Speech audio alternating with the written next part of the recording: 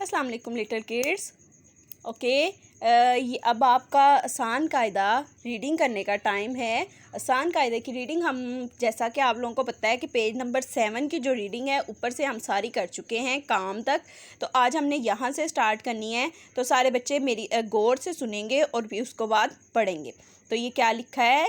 क आ का, क आ का, न कान, क आ कान, कान, क आ का, क आ का, र कार, क आ कार, कार, म आ मा, म आ मा, म आ मा, र मार, म आ मा, र मार, म आ मा, म आ मा, ल माल, म आ माल, माल, म आ माल, माल, न आ ना, न आ ना, न आ ना, क नाक, न आ ना, क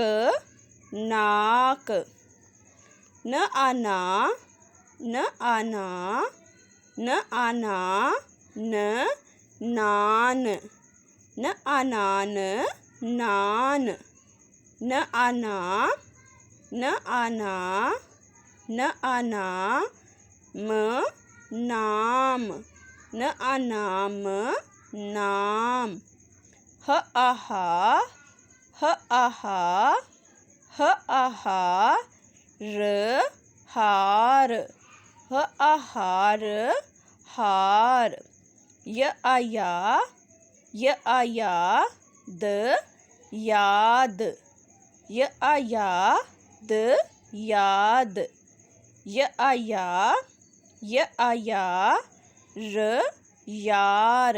एक दफ़ा रिपीट कर लेते हैं।